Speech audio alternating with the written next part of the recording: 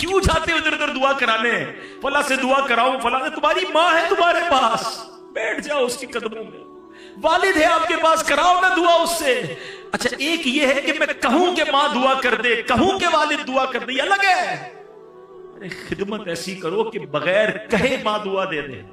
अल्लाह मेरे बेटे को उरूज दे, अल्लाह मेरे बेटे को खुश रख।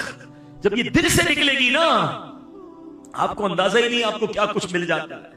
और सच्ची बात तो यह है कि आज तक जो मिला है ना, अभी भी आपके पास जो कुछ है और जो मेरे पास है, ये उन्हीं की दुआएं हैं। अरे मेरी औकात क्या है? अगर आज दुनिया जानती है, अगर आज हमारी कोई इज्जत है, जो हमारे पास दौलत है, ये उसी मां की दुआ है जो अकेले में बैठकर अल्लाह से मांगती थी।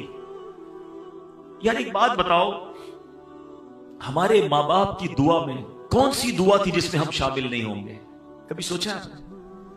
कभी हो सकता है कि माँ ने हाथ उठाए हो और हमारे लिए ना मांगा हो? माँ अपने लिए नहीं मांगती होगी, हर बार हमारे माँ बाप ने हमारे लिए मांगा है। अब मैं आपसे पूछता हूं, बताओ हमारी दुआ में कितनी बार माँ बाप है? क्या ये हक नहीं उनका कि मेरी हर दुआ में मेरे माँ बाप हो? भूल गए। हाँ, लोग भूल गए अपने माँ बाप को, अपने लिए मांगते, अपने माँ बाप के लिए नहीं मांगते। हालांकि कुरान कह रहा है, कुरान सिखाता है, वकुल रब्बिरहम्हुमा कमा रब्बयानी सगीरा। मांगो मुझसे कैसे?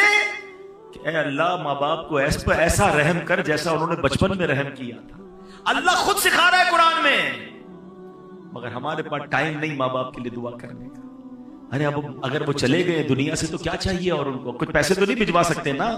ये दुआएं हैं जो आप उन्हें भिजवाओगे, ये सदके हैं, ये नेकियां हैं, ये नमाजें हैं। इस तरह के कोई ना कोई एहतमाम करते रहा करें। जिनके माँ बाप चले गए उनको मशवरा बिलखुसूस दे रहा हूं, जिंदगी में भी माँ बाप, बल्कि हदीसों में ये मजमून मिलता है, जो बच्चा, जो औलाद अपनी दुआओं में माँ बाप को याद नहीं रखता, उसका रिस्क काट दिया जाता है। अगर लंबी उम्र चाहिए और रिस्क में बरकत चाहिए तो फरमाया दुआओं में वालिदैन के लिए दुआ करें। यार कैसी हस्तियां है, दुआ उनके लिए करूं, रिस्क मेरा बढ़ जाता है, उम्र मेरी लंबी हो जाती है, मगर फिर भी दुआ नहीं करते। तो बिलखुसूस जिनके माँ बाप चले गए, मैं उनको मशवरा दूंगा, उनको तोहफे भिजवाएं।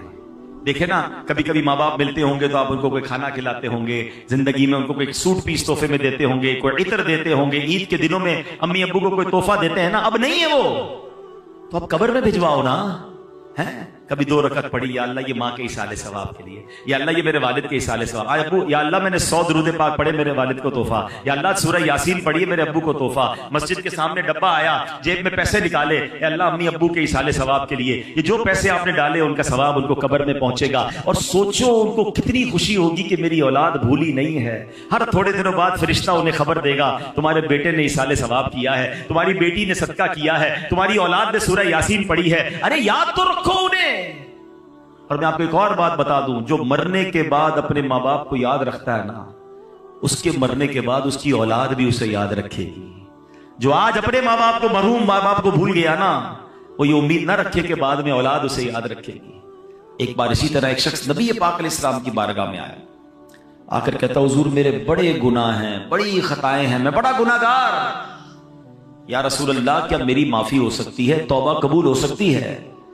नबी पाक अलैहिस्सलाम ने फरमाया कि तेरी माँ जिंदा है। कहा हुजूर माँ जिंदा नहीं है। फरमाया तेरी खाला है? कहा जी हुजूर खाला है। फरमाया जा खाला की खिदमत कर, अल्लाह तेरे गुनाह माफ कर देगा। यानी माँ का मर्तबा तो अपनी जगह, माँ बाप के रिश्तेदार भी बरकत वाले हो जाते हैं क्योंकि उनका रिश्ता माँ से है ना। अब यहां अगर बात सीखने को क्या मिल रही है कि गुनाह की माफी चाहिए, अल्लाह की रिजा चाहिए, जन्नत का रास्ता चाहिए, तो ये माँ बाप के कदमों से मिलता है, ये माँ बाप की दुआओं से मिलता है, ये माँ बाप की रिजा से मिलता है। हम बच्चों पर इन्वेस्टमेंट करते हैं माल की, डिग्रियां दिला दो, दुनिया दिखा दो, कारोबार सिखा दो। मैं नहीं कहता ये नहीं करना चाहिए, जायज तरीके से करे, नो प्रॉब्लम, मगर बेस्ट इन्वेस्टमेंट यह है कि उसको अच्छा मुसलमान बना दो, अच्छा इंसान बना दो, अल्लाह का फर्मा बरदार बना दो। ये इन्वेस्टमेंट है। आप देखें ना, बहुत सारे लोग जिंदगी भर एक ही चीज सोच रहे हैं, यार बच्चे के लिए माल छोड़ना है, औलाद के लिए पैसे छोड़ने, जायदाद छोड़ के जाना चाहिए। बंदा कभी कहना यार आप इतनी मेहनत क्यों करते हैं? यार बच्चों के लिए तो कर रहा हूं, अपने बच्चों के लिए कुछ छोड़ के जाना है।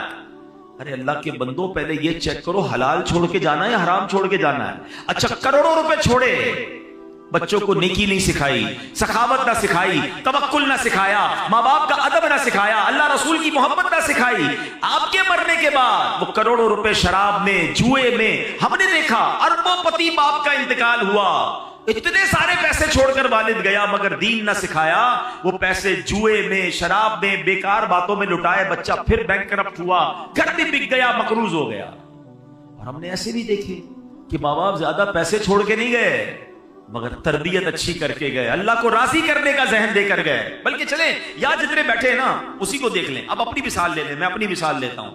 हमारे माँ बाप ने हमारे लिए जितने पैसे छोड़े, क्या अल्लाह ने उसमें बरकत नहीं डाल दी? कई ऐसे जो उससे आगे बढ़ गए। कैसे आगे बढ़ गए? माँ बाप की दुआएं थी और आपने कुछ अच्छे काम किए, माँ बाप ने सिखाया था। समझ रहे ना बात को? थोड़े पैसे अल्लाह ने आपके भी बढ़ा दिए। ऐसे बहुत सारे हैं कि माँ बाप के विरसे में इतने पैसे नहीं मिले, मगर माँ बाप ने नेकी सिखाई, सखावत सिखाया, अल्लाह की राह में खर्च करना सिखाया। अल्लाह ने उस थोड़े माल में, क्योंकि वो अच्छा पैसा था, अल्लाह ने उसमें बरकत डाल दी। This is the message of Surah Baqarah. Legacy में क्या छोड़ना है आपने? अपने बच्चों को नेक बनाना है। मैं अपने बयान में एक बात कहा करता हूं, अपने बच्चों को कुछ ना कर सको ना तो कम से कम 5 वक्त का नमाजी जरूर बना दे। हाँ, इसकी बरकत पता है क्या मिलेगी? हाँ, इसकी बरकत सुनिए। अगर आपका बच्चा, आपका बेटा, आपकी बेटी 5 वक्त की नमाजी है ना, तो जब आप देखिए, माँ बाप को मरने के बाद क्या चाहिए? नेक आमाल जिंदगी के बाद मुनकते हो जाते हैं, आमाल नामा डिसकंटिन्यू। हदीस में आता है जब बंदा इंतकाल कर जाता है उसका आमाल नामा बंद हो जाता है, सिवाय 3 चीजों के। फरमाया इल्म जो बाकी रहता है, सदका जारिया, और नेक औलाद जो उसके लिए दुआए मगफिरत करे। अब मेरी औलाद मेरे लिए दुआ करेगी कि नहीं मुझे पता नहीं, अब इतनी बिजी हो गई है न्यू जनरेशन। लेकिन अगर मैं नमाज ही बना गया उसको, हर नमाज में अत्तहियात में जब वो बैठेगा, मेरा बेटा है या मेरी बेटी है, स्टेटस देखें, वुजू में होगा, किबला रू होगा, नमाज में होगा, और अल्लाह से कहेगा रब्बना ग़फ़िरली वलिवालिदैया वलिल मुमिनीन यौम यक़ूमुल हिसाब। फजर पढ़ेगा तो मुझे तोहफा मिलेगा, ज़ोहर पढ़ेगा तो मुझे तोहफा मिलेगा, बल्कि हर वो रकात जिसपे कायदा आखिरा करेगा, मेरी औलाद मुझे दुआ दे रही है। और औलाद की दुआ कभी कभी कैसे मकबूल होती है? हजरत ईसा अला नबीना वालेहिस्सलाम एक बार किसी कब्र के पास से गुजरे, देखा कब्र पर अजाब हो रहा है। अल्लाह के नबी थे ना, अल्लाह ने ऐसी निगाहें दी थी, कब्र के अंदर के अहवाल जान लिए। थोड़े अरसे के बाद आए, देखा कब्र में अनवार व तजल्लियात की बारिश है। ए अल्लाह, ये मामला कैसे? ये बंदा ऐसे नूरानी कब्र में कैसे हो गया? कुछ दिनों पहले तो अजाब हो रहा था। इरशाद हुआ, ए ईसा, जब ये मरा था ना, बड़ा गुनाहगार था, उस पर इसीलिए अजाब हो रहा था, मगर अपनी बीवी को प्रेग्नेंट छोड़कर, हामिला छोड़कर मरा था। अब कुछ अरसे बाद उसकी बीवी के यहां औलाद हुई, बेटा हुआ। ऐ ईसा, वो बेटा 5 साल का हो गया।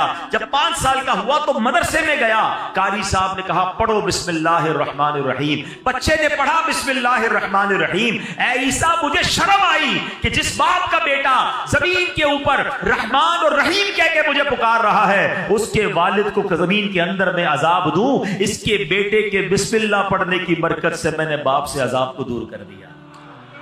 हाय हाय, मुबारक हो उनको जिनके बच्चे हाफिज हैं, मुबारक हो उनको उनके जिनके बच्चे आलिम हैं, मुबारक हो उनको जिनके बच्चे नमाजी हैं। अरे ऐसी औलाद छोड़ के जाना है जो मरने के बाद हमारे लिए सदका जारिया का बाइस बने। सूरह बकरा का मैसेज ही यही है, पैसे छोड़ने की फिक्र छोड़ दो। अगर अल्लाह ने उसे नेक बनाया है ना, तो उसको अल्लाह गैब से मदद कर देगा, आपके थोड़े माल में बरकत डाल देगा। जितनी स्ट्रगल उसके लिए माल छोड़ने की करते हैं, उससे ज्यादा कोशिश करें कि उसकी अच्छी तरबियत करके जाएं। अब कुरान की बात हो रही है, हमने माँ बाप का अदब करना रब ने कुरान में, जैसे सूरह बकरा की हमने बात सुनी, और एक बार नहीं, कुरान में जा बजा वालिदैन के साथ अच्छा सलूक करने का दर्स दिया गया। अल्लाह कुरान में फरमाता है वबिल वालिदैनि एहसाना, तर्जमा कंजुल इरफान, और माँ बाप के साथ भलाई करो। अच्छा, कुरान पाक का एक बड़ा खूबसूरत उस्लूब है, बहुत प्यारा स्टाइल है। कई मकामात ऐसे हैं जहां अल्लाह ने अपनी इबादत का दर्स दिया, साथ ही उसके बिल्कुल लगोलग अल्लाह ने वालिदैन के साथ नेकी और भलाई का हुक्म इरशाद फरमाया। एक आयत में फरमाया वक़दा रब्बुका अल्ला तअबुदू इल्ला इय्याहु व बिल वालिदैनि इहसाना, और तुम्हारे रब ने हुक्म फरमाया कि उसके सिवा किसी की इबादत न करो और माँ बाप के साथ अच्छा सलूक करो। 21वें पारे में फरमाया अनिश्कुर ली वली वालिदैका, कि मेरा और अपने वालिदैन का शुक्र अदा करो। ऐसा कई मकामात पर है। अल्लाह ने अपनी इबादत का जिक्र किया, राइट आफ्टर अल्लाह ने वालिदैन के साथ भलाई का, वालिदैन के साथ शुक्र का, वालिदैन के साथ अच्छा बर्ताव करने का हुक्म दिया है। मेरे प्यारे स्नेहितों, इसकी वजह क्या है? रीजन समझना है ना कि अल्लाह ने बिल्कुल इसके साथ क्यों बयान फरमाया। मुफ्ती अहमद यार खान नईमी अलैहि रहमतुर रहमान इसकी दो वजह बयान फरमाते हैं। कहते हैं पहली तो ये कि माँ बाप फैज़े इलाही का पहला वास्ता है। हाँ, यानी बंदे को अल्लाह पाक की जो भी नेमतें हासिल होती है ना, वो पैदाइश के बाद मिलती हैं। यानी मैं पैदा हुआ तो फिर सब कुछ मुझे मिला ना। मैं पैदा ही ना होता, मेरे माँ बाप ना होते तो मैं पैदा ही ना होता। आज मैं दुनिया में हूं किसके सबब से हूं? माँ बाप के सबब से हूं। अच्छी सूरत है, दौलत है, इज्जत है, शौहरत है, रिस्क है, नेमत है, सांस है, व्हाटएवर मुझे अल्लाह की नेमतें मिली जब मैं दुनिया में आया। तो माँ बाप वास्ता हैं कि उसके जरिए मैं दुनिया में आया। तो सुभान अल्लाह, ये सारी नेमतें मिलने का एक वास्ता तो वालिदैन इस तरह हो गए। दूसरी बात मुफ्ती साहब फरमाते हैं कि माँ बाप के जो हम पर एहसानात होते हैं ना, जो इनामात हैं, उन इनामात और एहसानात में एक बड़ी खूबसूरत मुशाबहत अल्लाह पाक के एहसानात के साथ है। अब वो क्या है? अल्लाह पाक अपने बंदों को पालता है, नेमतें अता फरमाता है, बारिश बरसती है, फूल खिलते हैं, सब्जे उगते हैं, दाने लगते हैं, अनाज बनता है। ये सारा निजाम जिंदगी अल्लाह पाक ने बनाया किसके लिए? अपने बंदों के लिए। क्या माद अल्लाह इसमें अल्लाह की कोई लालच है? अल्लाह को हमसे कुछ चाहिए? बेलालच अताएं हैं ना उसकी। अल्लाह ने कुरान में फरमाया, मा उरीदु मिनहुम मिर रिज़्क़िन व मा उरीदु अन युतइमून इन्नल्लाह हुवर रज़्ज़ाक़ु ज़ुल क़ुव्वतिल मतीन। तर्जुमा कंज़ुल इरफान, मैं उनसे कुछ रिस्क नहीं मांगता और ना ये चाहता हूं कि वो मुझे खाना खिलाएं। बेशक अल्लाह ही बड़ा रिस्क देने वाला, कुव्वत वाला, कुदरत वाला है। अल्लाह बांटता है, अल्लाह अता करता है, अल्लाह को हमसे कोई तलब नहीं। ये अल्लाह की शान है। मगर अल्लाह ने माँ बाप को कैसा बनाया है कि माँ बाप बच्चे से लालच नहीं करते। माँ बाप को कोई लालच नहीं होती कि इसको खिलाएं पिलाएं, अपने पेट काट के उसको बड़ा करें, उसको सर्दी गर्मी से बचाएं, उसको जनाब दवाइयां दिलाएं। हैं बाजुकात बच्चे बड़े होकर कोई माँ बाप की खिदमत नहीं करते। लोग, हो सकता है किसी के जहन में ख्याल आए कि जनाब आजकल तो माँ बाप बच्चे को इसलिए पालते बड़ा होकर कमा के देगा। अरे मुझे बताओ, अगर ये बात है तो फिर माजूर बच्चों को माँ बाप क्यों पालते हैं? हैं माँ बाप का प्यार बेलालच है। दुनिया में जो बेलॉस प्यार है, अनकंडीशनल लव अगर कोई करता है तो वो माँ बाप करते हैं। मैंने बड़ी प्यारी बात पढ़ी, दुनिया में एक ही बंदा है, हमारी और आपकी जिंदगी में एक ही बंदा ऐसा होता है जो ये चाहता है कि ये मुझसे भी आगे बढ़ जाए। तो पता है कौन होता है? वो हमारा वालिद होता है। वालिद हमेशा ये चाहता है कि मैं जहां तक पहुंचा हूं ना, मेरा बेटा उससे आगे पहुंच जाए। दुनिया में और कौन चाहता है भैया आगे बढ़ जाए? है? इतना अनकंडीशनल प्यार माँ बाप करते हैं, अपनी तकलीफें अपनी। अच्छा, फिर माँ बाप को अल्लाह ने कैसा प्यारा रिश्ता हमें कैसा दिया, अगर हम समझे ना। हम जब पैदा हुए ना, आपके घर में भी बच्चे पैदा हुए होंगे। अच्छा, मेरी बातें उनको जल्दी समझ आएंगी जो अब खुद माँ बाप बन गए। हमें भी ये उस वक्त समझ नहीं आती थी, जब खुद माँ बाप बने तो ज्यादा समझ आई। बच्चा पैदा होते ही सबसे ज्यादा फ्रेजाइल होता है बच्चा, बिल्कुल जिसको कहें छुई मुई होता है ना। कितनी बीमारियां उस पर हमलावर हो रही हैं। अब उस बच्चे को 2 खादिम चाहिए 24/7, छुट्टी नहीं है उन खादिमीन की। जो उसकी बॉडी है ना, उसकी रिक्वायरमेंट क्या है कि उसको 2 ऐसे खादिम चाहिए। एक खादिम वो चाहिए जो उसके साथ हर वक्त चिपका रहे, उसकी गंदगी साफ करे, उसको कपड़े पहनाए, उसकी मालिश करे, उसको तेल लगाए, उसको खाना खिलाए, दूध पिलाए, व्हाटएवर उसकी नीड है, सोना जागना उसी के साथ। तभी वो बच्चा आहिस्ता आहिस्ता ग्रो करेगा। और दूसरा खादिम उसको वो चाहिए कि जो अपना माल खर्च करे, हैं अपने पेट, क्योंकि तमाम चीजों के लिए पैसे चाहिए। अल्लाह ने देखे माँ बाप के दिल में कैसी मोहब्बत डाली है कि माँ बच्चे के पैदा होते उसकी खादिमा बन जाती है। दुनिया में पैसों से ऐसी खादिमा नहीं मिल सकती जैसी अल्लाह ने माँ जैसी, उसके दिल में इतनी मोहब्बत डाल देता है रब कि वो अब बच्चा रोए तो ये जागती है, वो तड़पे तो ये तड़पती है। अरे उसके रोने में उसे पता चल जाता है कि पेट में दर्द हो रहा है या कान में दर्द हो रहा है।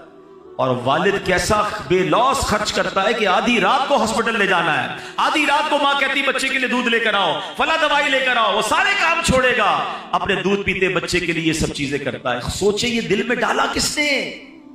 ये अल्लाह ने मेरी और आपकी परवरिश का इंतजाम किया है। ये माँ बाप के एहसान हैं हम पर, जो उन्होंने हमारे साथ बचपन से अब तक किए। और जब ही रब फरमाता है शुक्र अदा करो मेरा और शुक्र अदा करो अपने वालिदैन का। ऐ मेरे प्यारे इस्लामी भाइयों, नबी पाक अलैहिस्सलाम की बारगाह में अर्ज की गई, या रसूल अल्लाह, सबसे फजीलत वाला अमल कौन सा है? ये बहुत सारे इस्लाम में बैठे हैं और माशाल्लाह नेक नमाजी हैं, नेकी करने का जज्बा भी होता है। हम भी चाहते हैं कोई फजीलत वाला अमल बता दें। एक साहबी रसूल ने सवाल किया, या रसूल अल्लाह, सबसे ज्यादा फजीलत वाला अमल कौन सा है? फरमाया अस्सलातु अला वक्तिहा, यानी नमाज को उसके वक्त पर अदा करना। फिर पूछा, या रसूलल्लाह, उसके बाद दूसरा सेकंड पसंदीदा अमल? फरमाया सुम्मा बिर्रुल वालिदैन, उसके बाद वालिदैन के साथ भलाई करना सबसे पसंदीदा है।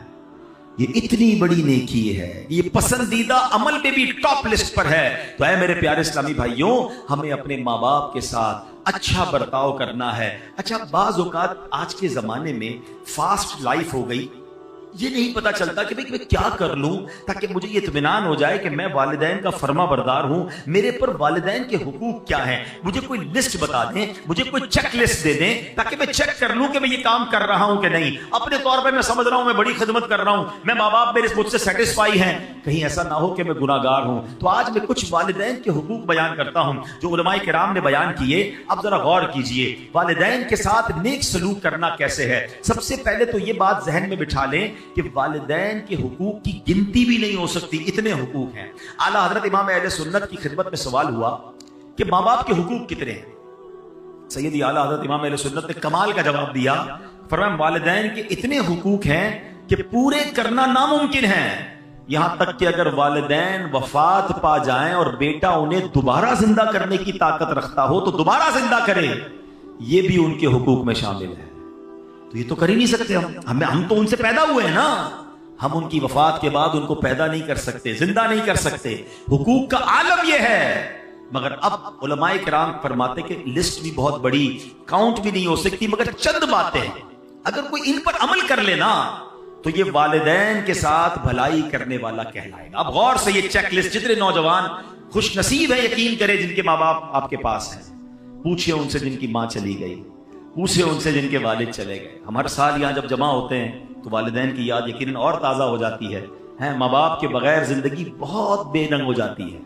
दुख में, सुख में, खुशी में, गम में, हर वक्त माँ बाप याद आते हैं। और अगर आपके पास हैं तो आप बहुत लकी हैं। आओ मेरे बच्चों, आओ मेरे नौजवानों, सुन लो कि शरीयत क्या सिखा रही है कि माँ बाप के हुकूक क्या है। पहला हक, शरीयत के दायरे में रहते हुए वालिदैन की हर बात मानना, ये पहला हक है। यानी वालिदैन की हर बात माननी है, जो वो कह दे फौरन लब्बैक कहते हुए उनके हुक्म पर अमल कर गुजरना है। ऐसे बहुत सारे काम हैं कि जो आम हालात में जायज की हद तक हैं, वालिदैन का हुक्म हो जाए तो अब ये वाजिब हो जाएंगे।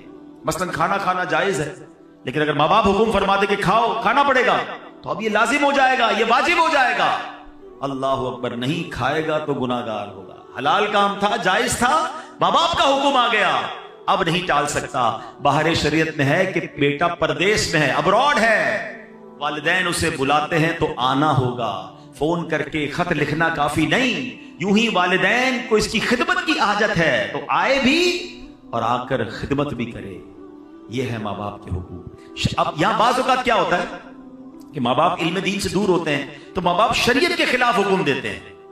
अब यहां माँ बाप की नहीं मानी जाएगी। हर जायज काम में तो बात मानी जाएगी।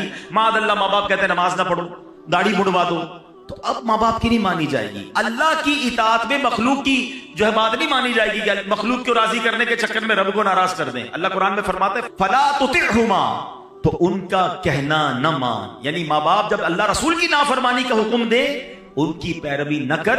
यहां एक और नसीहत है जो कुरान करीम में फरमाया वसाहिबहुमा फिद दुनिया मारूफा, और दुनिया में अच्छी तरह उनका साथ दे।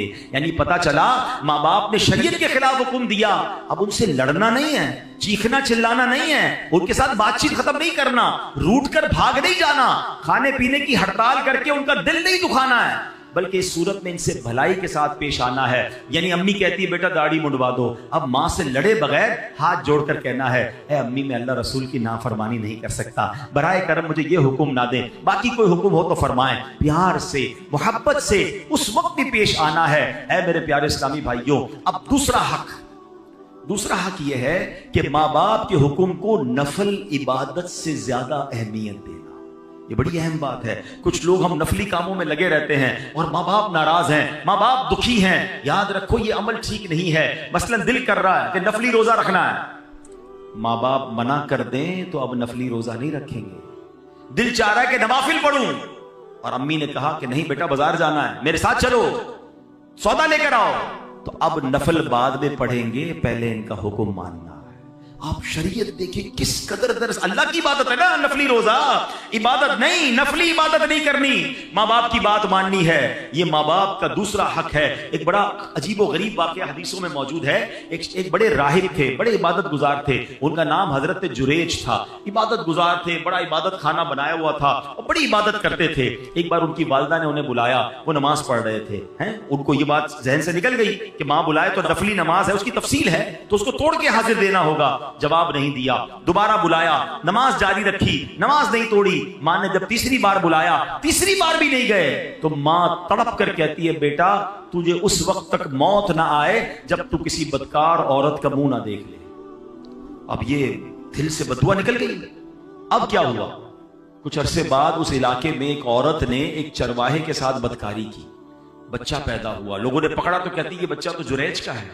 सारे लोग जुरैज के पास पहुंचे, उनकी इबादत गाह को तोड़ दिया, बड़ी जिल्लत हुई, काफी लोग जमा हो गए कि तुमने ऐसा किया। अब अल्लाह वाले तो थे, इबादत गुजार तो था वो बंदा। उसने कहा इस बच्चे से पूछो, ए बच्चे तू बता तेरा बाप कौन है। अल्लाह ने उस बच्चे को कुव्वते गोयाई दी। उस बच्चे ने कहा कि मेरा वालिद जुरैज नहीं बल्कि चरवाहा है। उनकी जान तो छूट गई, मगर ये सारा तमाशा हुआ, उसके पीछे उलमा कहते हैं वजह वही है कि मां का दिल दुखाया था, मां ने बद्दुआ दी थी ना। अच्छा, यहां माँ बाप के लिए भी एक दर्स ले लीजिए। अगर माँ बाप मुझे सुन रहे हैं, कभी कभी गुस्से में आकर बच्चों को बद्दुआ ना दिया करें। हाँ, माँ की दुआ भी लगती है, उसकी बद्दुआ भी लगती है। गुस्से में आकर कह तो देते हैं, बाद में परेशान आप नहीं होना है। आपके बच्चे के साथ कुछ बुरा हो गया तो आप चाहते तो नहीं थे, गुस्से में कहा है तुझे कीड़े पड़े, तू बर्बाद हो जाए, है तेरी टांग टूट जाए, तेरी जबान खिंच जाए। नहीं, क्या पता कबूलियत का वक्त हो, आप ही का बच्चा है, तो जबान पे लगाम होनी चाहिए। बाज़-औक़ात ऑल फॉल बकते रहते हैं, अरे आप ही की औलाद है, बाद में आप ही ने रोना है कुछ हो गया तो, बद्दुआ ना दे।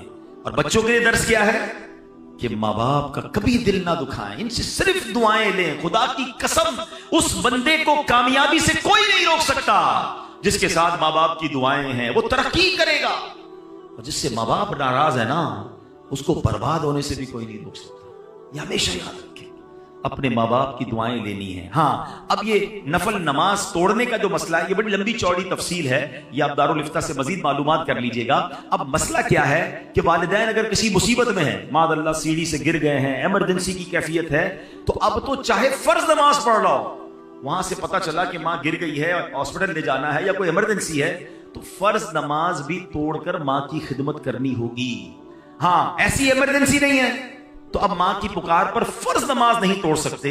हाँ, नफल नमाज पढ़ रहे हैं और अम्मी अब्बू को मालूम भी नहीं कि न बेटा नफल पढ़ रहा है, ऐसी हालत में वो आवाज दें तो नफल नमाज तोड़कर उनकी खिदमत में हाजिर हो जाना है। और इसकी मजीद एक तफसील भी है, लेकिन बताना ये चाह रहा हूं कि सोचें माँ बाप का लेवल क्या है, हम पर जिम्मेदारी कितनी बड़ी है कि हम उनकी इताअत करें। ऐ मेरे प्यारे साहब, तीसरा माँ बाप का हक क्या है कि उन पर खर्च करें, उनके खाने पीने का बेहतरीन इंतजाम करें, जूते कपड़े वगैरह खरीद कर दें, हस्बे इस्तिताअत फल वगैरह पेश करना, बीमार हो तो अच्छे डॉक्टर से चेकअप करवाना, दवाइयां वगैरह मुहैया करना, गर्ज जितना हो सके अपना माल माँ बाप पर खर्च करना उनके हुकूक में शामिल है। रिवायात में है एक शख्स अपने वालिद को खर्च पेश नहीं करता था, नबी पाक इस्लाम की बारगाह में आया, फरियाद की, इल्तिजा की। सरकार दो आलम इस्लाम ने जब उसकी बातें सुनी, आका इस्लाम की आंखों में आंसू थे, जलाल मुबारक में आ गए और उस शख्स से फरमाया अंता व मालुका ली अबीका, तुम खुद और तुम्हारा सारा माल तुम्हारे वालिद ही का है। यानी बेटा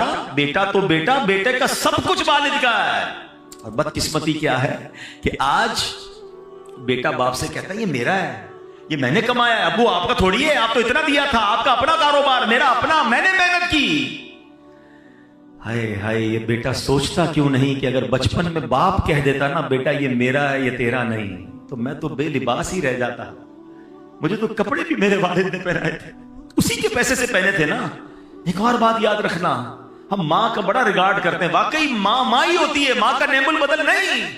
मगर एक बात हमेशा याद रखें कि मां ने जो भी भलाई मेरे और आपके साथ की है, उसके पीछे खड़ा मेरा वालिद ही था, आपका वालिद था। उस वालिद ने तो पैसे दिए जो मां ने सब चीजें दिलाई। हमें लगता है अम्मी जान दिला रही, यकीनन मां ने दिलवाए, मगर वालिद की उस कुर्बानी को भूलना नहीं है। वालिद ने कभी एहसास नहीं होने दिया कि बेटा ये मेरा है। सोचे ना बचपन के अपने वाकयात, कभी हम रोए होंगे अच्छे कपड़ों के लिए, कभी जिद की होगी नए जूतों के लिए, कभी कहा होगा अब्बू ये वाली होटल में खाना है, कभी कहा होगा ये वाला खिलौना चाहिए, अब्बू दोस्त घूमने जा रहे हैं मैंने भी जाना है। वालिद ने हमारी कितनी फरमाइशें पूरी की। कभी सोचा कि उस वक्त वालिद को क्या जरूरत थी? हो सकता है वालिद ने अपने लिए कुछ खरीदना हो सकता है वालिद का कुछ और प्लान हो। वालिद ने वो सारे प्लान कैंसिल किए होंगे, हमें कपड़े दिलाए, हमें जूते दिलाए, अच्छे स्कूल में पढ़ाया। अरे जिसने उंगली पकड़कर चलना सिखाया, आज उस बूढ़े वालिद को बच्चा कहता है ये मेरा है, आपका नहीं है। अरे उसका दुख तो सोचो क्या होता होगा। क्या उसको बचपन की वो बातें याद नहीं आती होगी कि जब ये बोल नहीं सकता था, जब ये खा नहीं सकता था, मैं इसका इंतजाम करता रहा और आज ये मुझे कह रहा है। ना करना, कभी भी ये मत कहना, खुदा की कसम जो कुछ मेरा है वो सब मेरे माँ बाप का है। इज्जत है, शोहरत है, दौलत है, व्हाटएवर आई हैव। और मैं सच बताऊं, किसी दिन कह दोगे ना बूढ़े बाप को ये मेरा जो कुछ है आपका, वो आपसे ले नहीं लेगा। बाप क्या करेगा लेकर, मां क्या करेगी लेकर, लेकिन जितने दिन वो आपके पास हैं उनको ऑनर तो दे, उनको इज्जत तो दे, उनको ये एहसास तो दिलाए। कभी तो कहो कि अब्बू आज मैं जो कुछ हूं वो आपकी वजह से हूं। ऐ मेरी मां, आज जो कुछ मेरे पास है वो सब तुम्हारी दुआओं की वजह। कभी कहे तो सही उन्हें। मां को गिन गिन के पैसे देते हैं, और क्यों मांगती है मां, बार बार क्यों मांग रही है, क्या हो गया, खर्चा क्यों कर रही है? मां से हिसाब लोगे यार। आपको सही बताओ, खुदा की कसम उस औलाद के भाग जागते हैं जिसको मां बाप पर खर्च करने का मौका मिलता है। अरे तुम्हारे पैसों के नसीब जाग गए हैं कि तुम अपने मां बाप पर खर्च कर रहे हो। कई मां बाप तो ऐसे जिन्होंने मौका ही नहीं दिया यार, हमें खर्च करने का मौका ही नहीं दिया। खुद ही खर्च करते रहे, खुद ही खिलाते रहे, खुद ही खिदमत करते रहे। मैं अगर अपनी मां की बात करूं, मैं तो नहीं था उस वक्त, बगदाद में था, अगर बताते उस रात भी मां ने अपने हाथ से खाना बनाया था जिस रात मेरी वालिदा का विसाल हुआ। अरे उन्होंने मौका ही नहीं दिया हमें कुछ करने का, खिदमत करते करते चली गई। वालिद ने मौका नहीं दिया। अरे अगर आज मौका मिला है ना आपको खर्च करने का, कि आपके पैसे से दवाई आ रही है, आपके पैसे से हॉस्पिटल का बिल हो रहा है, आप अम्मी अब्बू को मदीने ले जा रहे हैं, आप अम्मी अब्बू को खाना खिला रहे हैं, लकी हो यार। बताओ इससे अच्छा खर्च कौन सा है मेरे पैसे का कि मेरे माँ बाप पर खर्च हो जाए। हिसाब तो करो कितना बड़ा कर्जा है अब पर, बचपन से लेकर अगर कोई 30 साल 25 साल 40 साल का बैठा, हिसाब तो करो कितने हजारों, कितने लाखों, कितने करोड़ों इन्वेस्टमेंट की उन्होंने हम पर, और आज थोड़े पैसे के लिए मेरा मुंह बन जाता है। नहीं मेरे प्यारे इस्लामी भाई, उनको ऑनर दें, उनको इज्जत दें, उनको घर का बड़ा फील करवाएं।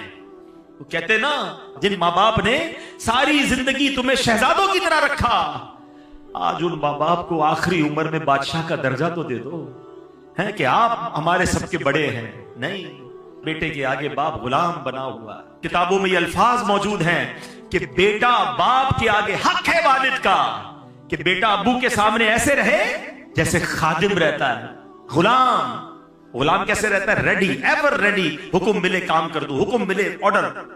मगर आज हाल ये है कि बाप गुलाम बना हुआ है। बेटा मेरा काम कर दे, अब्बू टाइम नहीं है, बेटा मेरे लिए दवाई लिया, बेटा अब्बू मेरे पास वक्त नहीं है, बेटा मेरे पास बैठ, अब्बू आप पुरानी बातें करते हो, मैं दोस्तों में बैठूंगा।